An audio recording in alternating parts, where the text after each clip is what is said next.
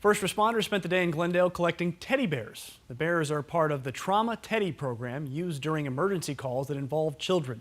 A spokeswoman for the Glendale Fire Department says the teddy bears are an easy way for children to cope with the traumas they may have just witnessed or been involved in.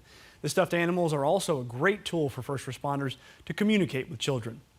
All of today's teddy bears were donated by local businesses or families in the valley.